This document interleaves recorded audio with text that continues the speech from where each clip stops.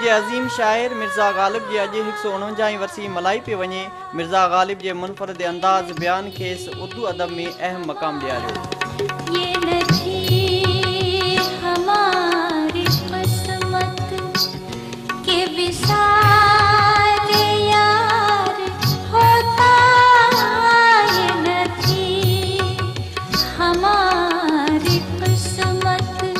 भारतीय शहर आगरा जे रहवासी मिर्ज़ा अब्दुल्ला ख़ान बेग जे घर में 27 दिसंबर 1997 ते हिकु ॿार जो जनमु थियो, जंहिंजो नालो असदुल्ला बेग ख़ान रखियो वियो।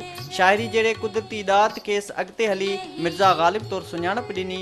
मिर्ज़ा ग़ालिब अञा नंढिड़ो ई हो त संदसि वालिद वफ़ात करी वियो। मिर्ज़ा ग़ालिब जी पालना उन जे चाचे मिर्ज़ा नसरुल्ला बेग कई, पर जॾहिं ग़ालिब 8 साल उमिरि के पहुतो त संदसि चाचो बि जान छॾी वियो।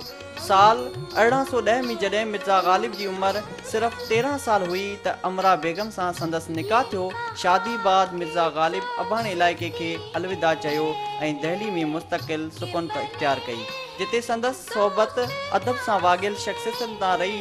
मिर्ज़ा ग़ालिब हूअं त शाइरी जो आगाज़ सिर्फ़ु 11 सालनि जी ॼमार खां कयो हो, पर संदसि शाइरी में निखार दहली जे मुशाइरनि में शिरकत खां बि कुझु वधीक नज़र आयो हो। मिर्ज़ा ग़ालिब जी मुग़ल हुकुमराननि सां शुरूअ खां कुर्बत रही। 1850 दारे आख़िरी मुग़ल हुकुमरान बहादुर शाह ज़फ़र खेसि नजम उल दौल दबिर उल मुल्क निज़ाम जंग जो ख़िताबु ॾिनो ऐं तैमूरी ख़ानदान जी तारीख़ लिखण ते मुक़ररु कयो, जंहिं लाइ खेसि 50 रुपया माहवार वज़ीफ़ो मिलंदो रहियो। दीवाने ग़ालिब संदसि शाइरी जो मजमू आहे, जॾहिं त संदसि लिखियल ख़त पुण अदब जी दुनिया में अहम मक़ाम रखनि था। मिर्ज़ा ग़ालिब 15 फरवरी 1869 ईस्वी में हिन ॾे खां हमेशह लाइ मोकलाणी कई, जेतोणीकि मिर्ज़ा ग़ालिब जी शाइरी 150 साल अॻु वारे दौर जी आहे, पर संदसि कलाम पढ़ी ईअं महसूसु थींदो आहे ॼण हू हिन दौर जो शाइर आहे। उहो चवणु वधाउ न हूंदो त ईंदड़ वक़्त में बि मिर्ज़ा ग़ालिब अदब जी उफ़क़ ते ईअं झरकंदो रहंदो जेको मक़ाम मिर्ज़ा ग़ालिब खे मिलियो। अहिड़ो तमामु घटि सर्जनहार हासिल करी सघिया आहिनि।